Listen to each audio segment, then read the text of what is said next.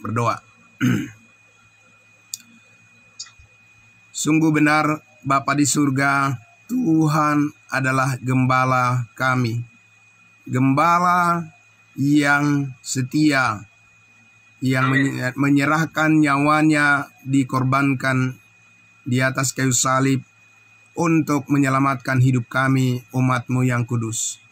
Terima kasih Tuhan kami Yesus Kristus sebagai kepala tubuh yang terhubung dengan kehidupan yang baru bagi kami semua, anak-anak-Mu, anggota tubuh-Mu. Menghidupi kehendak-Mu setiap hari adalah merupakan kesukaan yang paling besar bagi kami, meski di tengah-tengah pergumulan, tantangan, persoalan dalam kehidupan yang sementara ini. Kami tetap bersyukur bisa melihat tangan Tuhan terus menjangkau dan melindungi, memelihara segala apa yang kami perlukan. Terima kasih Engkau mencukupkan apa yang kami perlukan dan selalu memelihara, menjaga supaya kami tetap setia kepadamu. Terima kasih Bapa dalam surga. Kembali lagi Tuhan mengawali pekan ini. Kami bersyukur menyambut kebenaran firman-Mu mengisi terus kehidupan kami, supaya terus bertumbuh di dalam pengenalan akan kasih karunia-Mu yang sempurna. Di dalam nama Tuhan Yesus kami berdoa, terpuji nama-Mu kekal selamanya. Haleluya, amin. Puji Tuhan. Amin. Amin. Puji Tuhan, amin. Bapak Ibu Saudaraku yang dikasihi Tuhan Yesus, mari kita kembali ke kitab Efesus yang sangat luar biasa, ya. Oleh bayangkan Bapak Ibu Saudara, kita masih maju ke sampai ayatnya yang ke-11 pasal 1, tapi kita sudah hampir 75 jam berbicara tentang kasih karunia Allah, rahasia kehendak Allah di sini. Amin. Jadi bayangkan Bapak Ibu Saudara, betapa luar biasanya, betapa kayanya, ya, begitu kaya dan luasnya cakupan yang dijangkau oleh pengetahuan akan kebenaran yang dibutuhkan oleh tubuh Kristus supaya kita terus bisa sehat dalam tubuh ini, bergerak, beraktivitas, dan merencanakan segala sesuatu sesuai dengan apa yang Tuhan telah tetapkan bagi kita di dalam rancangan yang mulia sebelum dunia dibentuk. Nah, Bapak Ibu Saudaraku yang dikasihi Tuhan Yesus, apalagi saudara, semakin kita setia maju ke depan bersama-sama, memahami seluruh kehendak rahasia Allah yang luar biasa ini, maka saudara-saudara bisa membayangkan bahwa kita akan menjadi pribadi-pribadi yang terbentuk sebagai anak-anak Tuhan yang dewasa, yang bertanggung jawab dan siap saling berkontribusi, menolong di antara sesama kita untuk maju bersama. Amin. Dan saudaraku, bukan hanya itu, tapi kita juga memikirkan siapa lagi orang-orang yang akan kita jangkau untuk bisa mereka merasakan, menikmati akan kebaikan Tuhan yang sudah kita alami, yang sudah kita terima. Karena tujuan kita diselamatkan oleh Allah adalah untuk memenuhi rencananya yang kekal. Dan untuk itu, saudara-saudara dan saya terus dipersiapkan, akal budi kita diperbaharui untuk menerima setiap bagian daripada kehidupan yang baru yang dinyatakan melalui firman rahasianya, yang membangkitkan terus, ya, semangat kita untuk melayani satu dengan yang lain. Amin. Nah, karena melayani Tuhan harus berdasarkan programnya Tuhan. Amin. Jangan melayani Tuhan berdasarkan program-program pribadi atau program-program dari kelompok-kelompok tertentu, tapi marilah kita melayani Tuhan berdasarkan program Allah. Amin. Supaya sasaran daripada pelayanan kita itu masuk dalam perhitungan Allah, dihargai oleh Allah, dan semuanya itu terhimpun di dalam apa yang sudah dipersiapkan oleh Allah sebelum dunia dijadikan. Kita masuk di sana, semuanya kita tertanam dalam pengertian pemahaman yang benar tentang identitas kita, siapa kita di dalam Kristus. Amin. Dan saudara-saudaraku, saudara akan semakin merasakan bahwa memang iman kepada Kristus ini tidak akan tergoyahkan. Amin. Tidak akan semudah itu diombang-ambingkan oleh rupa-rupa angin pengajaran permainan palsu manusia, karena kita percaya bahwa hikmat dari Tuhan akan terus menopang dan terus akan mengangkat pemahaman kita, pengertian kita untuk bisa terus menyuarakan apa yang benar di hadapan Allah kepada manusia. Amin. Nah, itu Bapak Ibu Saudara. Jadi saudaraku yang dikasihi Tuhan Yesus, ya, beberapa hari yang lalu kita sudah mendengar bahwa ketika kita mempelajari kitab Efesus ini, bersiaplah saudara-saudara untuk menjadi pribadi-pribadi dalam Kristus yang dewasa dalam iman. Amin. Bersiaplah saudara-saudara untuk selalu memilih apa yang benar dan utama di hadapan Kristus. Dan bersiaplah juga saudara-saudara, ya, bahkan pun kita harus mendapatkan celaan atau mendapatkan hinaan atau mendapatkan penolakan dari manusia yang tidak menerima kebenaran Allah ini. Saudara-saudaraku, kita tetap bersyukur kepada Tuhan, karena di dalam kasih karunia ini kita pasti dimampukan, dicukupkan untuk tetap bisa hidup setia kepada Tuhan kita Yesus Kristus. Amin. Itu sangat luar biasa. Nah, oleh karena itu saudaraku, mari kita lihat kembali di Efesus pasal 1. Kita masih akan menghubungkan antara rahasia kehendaknya, ya, rahasia kehendak Allah. Karena inilah Bapak Ibu Saudaraku, sebetulnya yang perlu diangkat tinggi-tinggi di dalam pelayanan Kristen bukan pemberitaan yang daur ulang, ya. Ya, kalau kita lihat pemberitaan, kalau saudara bisa membedakan, ya, dan harus bisa membedakan saudara-saudara, ya, pemberitaan di dalam kekristenan itu daur ulang semua. Daur ulang yang berkaitan dengan program Tuhan yang sedang tidak dijalankan saat ini. Apakah ada program Tuhan yang sedang tidak dijalankan saat ini? Ada. Yaitu program kerajaan Allah, kerajaan sorga di bumi, yang seharusnya melalui bangsa Israel, yang sementara saat ini ditunda. Tapi itu yang dikhotbahkan, yang diajarkan oleh orang-orang dari mimbar-mimbar gereja, daur-daur ulang, ya, apa yang sudah basi diulang-ulang, Bapak Ibu Saudara. Dan saudara dan saya tidak sehat untuk menerima makanan rohani yang tidak berhubungan dengan pertumbuhan manusia baru, yang seharusnya semuanya makanan rohani kita harus datang dan bersumber dari kebenaran rahasia kehendak Allah yang telah dinyatakan melalui Injil kasih karunia Allah, Injil Kristus, Injil keselamatan. Dan ketika kita percaya dimeteraikan dengan Roh Kudus, dan kita terus bertumbuh sesuai dengan rancangan Allah yang telah ditentukan sebelum dunia dibentuk. Amin.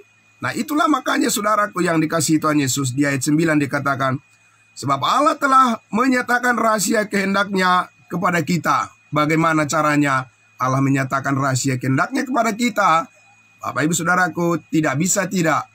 Itu harus melalui pengenalan seorang rasul bangsa lain, yaitu Rasul Paulus, yang telah dipilih oleh Yesus Kristus sesudah Yesus naik ke surga dan memanggil seorang rasul khusus bagi bangsa lain, sama seperti ketika Tuhan Yesus memanggil 12 rasulnya untuk menyampaikan Injil kerajaan sorga bagi bangsa Israel. Demikian juga Tuhan Yesus, oleh karena kegagalan daripada umat Israel menerima kerajaan sorga itu dengan menyalibkan Yesus Kristus, maka sekarang Bapak Ibu Saudaraku, kita menerima perkenanan Tuhan yang spesifik, yang spesial, yaitu berkat-berkat surgawi yang diturunkan oleh Yesus Kristus melalui hambanya Rasul Paulus dan menyatakan rahasia kehendaknya itu kepada semua bangsa, kepada semua orang tanpa perbedaan. Dan rahasia kehendaknya ini adalah dijadikan sesuai dengan rencana dari yang semula telah ditetapkan oleh Allah di dalam Kristus Yesus. Tidak banyak orang Israel yang mengetahui kebenaran ini, tetapi bersyukur saudara dan saya dibukakan rahasia ini supaya kita bisa mengerti bagaimana kita memperlakukan hidup kita di hadapan Tuhan Yesus dan bagaimana kita seharusnya menyembah Dia. Amin. Nah, saudaraku, di ayatnya yang ke-9 ayat 10 dikatakan, sebagai persiapan kegenapan waktu untuk mempersatukan di dalam Kristus sebagai kepala segala sesuatu, baik yang di sorga maupun yang di bumi. Nah, inilah Bapak Ibu Saudaraku yang banyak orang mencampur adukan, ya. Banyak orang mencampur adukan dua program Allah, antara program sorga dan program di bumi. Ya, kalau saudara bertanya kepada orang-orang Kristen, ya pada umumnya mereka berpengharapan, mereka bilang mereka ke sorga. Tapi nanti ujungnya mereka bilang bahwa mereka akan masuk ke Yerusalem baru. Yerusalem baru itu kan turun dari sorga ke bumi yang baru. Yang mana yang benar? Di atas apa di bawah pengharapannya? Dan itu Bapak Ibu Saudara kacau balau. Ya, tidak bisa dijelaskan dengan baik. Sehingga terjadilah keraguan-raguan di situ. Bahkan kalau kita bertanya di kalangan kekristenan, saya tidak usah berbicara agama yang lain Bapak Ibu Saudara. Itu sudah terlalu jauh lah kalau kita berbicara tentang kepastian keselamatan ke surga. Ya, kita berbicara dengan orang-orang yang menjadikan Alkitab sebagai dasar imannya, tetapi belum memahami tentang rahasia kehendak Allah yang besar ini, yaitu tentang program Allah yang diposisikan di atas di sorga. Amin. Yang sebelum dunia dijadikan telah dirancangkan untuk menjadi tempat kita dan harapan kita, dan juga yang merupakan terminal daripada tujuan daripada kehidupan kita dalam penyembahan kepada Yesus Kristus Tuhan kita. Orientasi daripada semua keinginan-keinginan dan kehendak kita dan cita-cita rohani kita tercakup semua ditetapkan di dalam Kristus sebagai dikatakan kepala dari segala sesuatu, baik yang di sorga maupun yang di bumi. Jadi suatu saat Bapak Ibu Saudaraku, ya kita lihat kalau ketika Tuhan menciptakan, mengadakan penciptaan, Bapak Ibu Saudara, tidak dikatakan Tuhan menciptakan hanya bumi saja. Kejadian pasal 1 sudah dikatakan, pada mulanya Allah menciptakan langit dan bumi. Ya, Bapak Ibu Saudara. Jadi ada tempat di atas, di sorga, dan juga ada tempat di bawah, di bumi. Dan saudara tahu, yang dijanjikan oleh Tuhan Yesus kepada bangsa Israel adalah Dia akan datang ke bumi kedua kali, kan? Sedangkan yang dijanjikan oleh Tuhan Yesus kepada kita, yang kita terima firman rahasia melalui hambanya Rasul Paulus adalah bahwa kita akan diangkat di awan-awan. Amin. Jadi itu hal yang berbeda. Kalau bangsa Israel, pengharapan mereka akan bertemu dengan Tuhan Yesus di sini, di bumi ini. Kalau pengharapan saudara dan saya, kita akan bertemu di atas, di awan-awan di sorga. Amin. Nah, jadi jangan salah menempatkan visi misi daripada pelayanan kita, apalagi mencampur adukan keduanya, itu akan membuat kacau pelayanan itu. Bapak Ibu Saudara tidak mempunyai sasaran yang tepat sesuai dengan kehendak Allah. Nah, saudaraku yang dikasihi Tuhan Yesus, oleh karena itulah maka di sini kita lihat ya bahwa langit dan bumi itu akan ada selamanya. Ya. Nah, tapi kalau kita lihat saudara, penebusan itu harus, ya ini penting Bapak Ibu Saudara dengarkan dengan baik, bahwa penebusan itu harus dilakukan pada akhirnya secara sempurna. Baik untuk orang-orang yang tinggal di sorga, di atas, maupun untuk orang-orang percaya yang tinggal di bawah, di bumi. Kenapa demikian? Karena kalau kita lihat Bapak Ibu Saudara, banyak orang yang tidak begitu jelas memahami bahwa dosa yang pertama itu ada terjadi di mana? Bukan terjadi di bumi dosa yang pertama Bapak Ibu Saudara. Dosa yang pertama terjadi itu adalah di sorga. Jadi mungkin orang bingung ya, masa ada dosa di sorga? Bapak Ibu Saudara, justru karena pemberontakan Lucifer, iblis yang menjadi iblis, itu ada di sorga awalnya. Bapak Ibu Saudara, sementara bumi belum terbentuk, tapi iblis sudah melakukan pemberontakan. Lucifer sudah melakukan pemberontakan kepada Allah. Dan kemudian yang kedua adalah oleh Adam yang pertama di Taman Eden, dialah yang melakukan pelanggaran dan dosa pertama kali di bumi ini. Jadi Bapak Ibu Saudara, keduanya tempat ini, baik sorga maupun bumi, harus ditebus oleh darah Kristus secara sempurna, supaya setiap orang yang ditempatkan di sorga, yaitu tubuh Kristus, dan juga semua umatnya yang ada di bumi, umat kerajaannya bangsa Israel, pada suatu saat nanti, dikatakan di ayatnya yang ke-10 sebagai persiapan kegenapan waktu, ya, persiapan kegenapan waktu di sini Bapak Ibu Saudara, ini yang disebut dalam Alkitab yang berbahasa Inggris dalam King James Version itu disebut dispensation, ya. Dispensation itu, dispensasi itu adalah penyaluran. Amin. Jadi penyaluran atau distribusi. Jadi saudara-saudara, sangat luar biasa ya bahwa saat ini yang Allah distribusikan berkat-berkat kepada manusia saat ini adalah berkat-berkat surgawi. Amin. Itu di ayat 3 sudah disampaikan, sudah disebutkan sebelumnya. Terpujilah Allah dan Bapa Tuhan kita Yesus Kristus yang dalam Kristus telah mengaruniakan kepada kita segala berkat rohani di dalam sorga. Amin. Jadi saudara, ibaratnya saudara dan saya sebagai bagian marketing, contoh ya, kita ambil istilah itulah Bapak Ibu Saudara, contoh bagian marketing, ya saudara, bagian pendistribusian, saudara dan saya harus tahu yang didistribusikan itu apa. Jadi bukan hanya sekedar kalau sudah pegang Alkitab, membaca Alkitab, berdiri di mimbar gereja, itu sudah pasti benar menyampaikan firman Tuhan. Belum tentu Bapak Ibu Saudara, ya. Tapi di sini kita mendistribusikan, ya, dispensation, dispenser. Saudara tahu dispenser kan?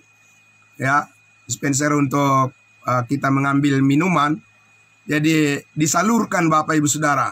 Jadi yang mau kita salurkan itu kepada semua orang adalah berkat-berkat surgawi, penebusan, ya, penebusan yang sempurna yang telah dilakukan oleh Kristus bagi semua orang, pengampunan segala dosa.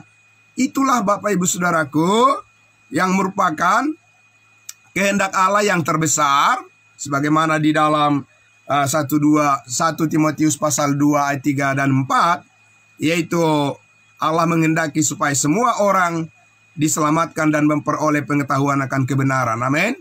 Inilah visi misi daripada gereja yang benar, Bapak Ibu Saudara, ya. Jadi saudara dan saya tidak diminta oleh Tuhan untuk memperbaiki dunia ini, ya. Dan karena hal itu memang tidak mungkin bagi saudara dan saya, bukan tugas saya dan saudara untuk memperbaiki dunia ini supaya sesuai dengan keinginan kita manusia. Bapak Ibu Saudaraku yang dikasihi Tuhan Yesus, sampai di mana ya upaya manusia mau memperbaiki dunia ini supaya sesuai dengan kehendak Tuhan, tidak mungkin Bapak Ibu Saudara. Kecuali kalau raja di atas segala raja sudah datang, sudah turun ke bumi suatu saat di masa yang akan datang untuk menemui umatnya Israel, barulah bumi ini dipulihkan. Amin. Jadi percuma Bapak Ibu Saudara manusia berjanji-janji ini dan itu dan segala macam mau memperbaiki dunia ini. Bapak Ibu Saudaraku, ya, semuanya itu pada dasarnya adalah pengharapan palsu. Karena apa? Karena orang-orang yang berbicara memperbaiki dunia ini tidak menerima apa yang dilakukan oleh anak Allah di atas kayu salib. Menolak Injil kasih karunia Allah adalah dosa yang terbesar, dan segala sesuatu apapun yang diperbuat oleh manusia tanpa terhubung dengan apa yang sudah dilakukan oleh Kristus di atas kayu salib, penebusan, kemuliaan yang dinyatakan oleh Kristus, semuanya itu pasti sia-sia. Nah, saudaraku yang dikasihi Tuhan Yesus, pada akhirnya dikatakan di ayat 10 tadi akan dipersatukan, ya, akan dipersatukan dengan persiapan kegenapan waktu, bahwa waktu ini akan berakhir di kekekalan. Amin. Iya, Bapak Ibu Saudara. Ya, jikapun saat ini umat Israel sedang gagal, ya, memenuhi kehendak Allah, tapi Tuhan Yesus akan datang memulihkan mereka suatu saat. Sebab itu adalah janji Tuhan kepada nenek moyang mereka. Amin. Janji Tuhan adalah ya dan amin. Tapi saudaraku, sebelum hal itu terjadi, maka Tuhan memberi kesempatan kepada saudara untuk menjadi penyalur-penyalur kasih karunia Allah. Amin. Nah, ini yang sangat luar biasa, saudaraku. Jadi kita direkrut oleh Tuhan, ya, masuk di dalam tubuhnya, menjadi anggota tubuh Kristus yang permanen. Amin. Posisi kita dikuduskan, disucikan dari segala dosa kita, dan kita diberikan pengharapan surgawi bahwa kehidupan kita di dalam Kristus adalah kehidupan yang sangat berharga dan sangat penting untuk kita pertanggungjawabkan.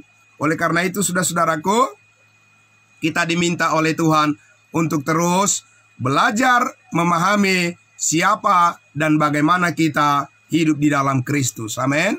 Dan kita tidak boleh serupa dengan dunia ini. Jangan sampai menjadi serupa dengan dunia ini, Bapak Ibu Saudaraku, dunia yang tidak tahu menau, ya, tentang penghakiman yang akan datang dan bagaimana resikonya begitu mengerikan, ya, bagi orang-orang yang tidak peduli dengan rahasia kehendak Allah ini, yang menolak berita Injil kasih karunia Allah ini, akan menjadi satu penyesalan yang sangat besar dan yang tidak akan bisa diulang lagi. Karena tiba waktunya, Bapak Ibu Saudara, Tuhan Yesus akan mengakhiri pendistribusian kasih karunia ini. Keselamatan hidup yang kekal yang dikaruniakan secara cuma-cuma ini, suatu saat itu akan berakhir, dan akan tiba waktunya masa sengsara besar di dunia ini, dan manusia akan menjadi sangat sulit untuk menerima atau menemukan keselamatan. Nah, saat ini Bapak Ibu Saudaraku, ya, saudara dan saya sungguh sangat luar biasa. Meskipun kita harus berjuang, ya, memenuhi apa yang menjadi kebutuhan kita sehari-hari dalam kehidupan kita, dalam keluarga kita, dan pelayanan kita, Bapak Ibu Saudara. Tapi, ya, saudara dan saya tidak dituntun oleh suatu kekeliruan lagi. Amin. Kita tidak lagi memperhadapkan atau kita tidak lagi menghadapi suatu keadaan yang samar-samar, ya. Tapi kita sudah melihat keadaan diri kita di dalam Kristus adalah sebagai terang, dan kita jelas memahami ke arah mana kehidupan kita dipimpin oleh Tuhan. Dan oleh sebab itu, saudara dan saya harus terus mempersembahkan tubuh kita sebagai persembahan yang kudus dan yang berkenan kepada Allah. Sebab kamu telah dibeli dan harganya telah lunas dibayar. Karena itu muliakanlah Allah dengan tubuhmu. Amin. Nah, saudaraku yang dikasihi Tuhan Yesus, jadi pada akhirnya, ya, dua program Allah, baik di sorga maupun di bumi, keduanya itu adalah untuk tujuan meninggikan Yesus Kristus, dan itu akan tiba saatnya nanti pada masa kekekalan sesudah program Allah kedua-duanya disempurnakan.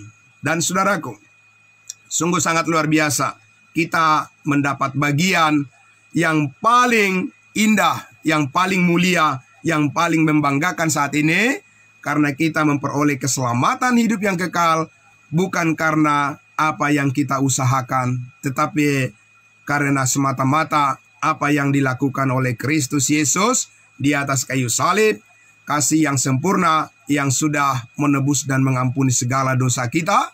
Dengan demikian saudara dan saya mendapatkan bagian di dalam kehidupan yang baru, kehidupan yang sungguh-sungguh diperbaharui oleh Roh Kudus dari hari ke hari, sehingga gambar dan rupa Kristus yang surgawi menjadi nyata di dalam kehidupan kita. Dan kesetiaan itulah yang terus dibimbing oleh Tuhan, ya, kesetiaan hati kita, pikiran kita oleh pertolongan Roh Kudus, itulah yang terus dijaga dan dipelihara oleh setiap firman kasih karunia Allah, supaya saudara dan saya selalu disadarkan bahwa setiap hari, setiap pagi, saudara tidak sendiri. Kita tidak melakukan pekerjaan kita hanya bersandar pada diri sendiri, tapi kita mengandalkan Tuhan atas segala-galanya. Amin.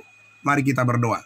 Bapa dalam surga, terima kasih, kami sangat bersyukur ya Tuhan, di pagi hari ini mengawali pekan yang baru. Bagi kami Tuhan adalah sangat mulia dan sangat berharga sekali ya Tuhan, apa yang Engkau karuniakan bagi kami sebagai berkat-berkat surgawi. Itulah yang mencelikan mata rohani kami untuk melihat segala sesuatu apa yang ada di bumi ini berdasarkan perspektif daripada Tuhan yang surgawi. Dari atas berpikir, memikirkan perkara yang di atas, akan mengubah pola pikir kami untuk melihat apa yang di bawah. Dan kami percaya oleh karena pandangan surgawi ini adalah panggilan yang tertinggi, panggilan surgawi ini adalah panggilan yang paling mulia dan yang paling bisa dipertanggungjawabkan di hadapan Tuhan, maka kami akan terus mengangkat tinggi-tinggi apa yang menjadi kehendak rahasia Allah yang mulia ini, akan terus kami suarakan sampai Tuhan Yesus datang di awan-awan menjemput kami untuk masuk ke dalam rumah Bapa di sorga dan menikmati segala kemuliaan-Mu dengan segala kemewahan yang Tuhan sediakan bagi kami di dalam surga. Itu adalah pengharapan yang tertinggi bagi kami, yang selalu memotivasi kami untuk selalu hidup setia melayani-Mu dan melayani semua saudara-saudara kami. Terima kasih Bapa dalam surga, diberkatilah semua saudara-saudara seiman kami yang telah bergabung pada pagi hari ini dan yang mendengarkan kebenaran firman rahasia ini. Biarlah semua orang semakin terberkati di hadapan-Mu. Terima kasih Bapa dalam surga, kami bersyukur. Amin. Terima kasih saudaraku, salam semuanya.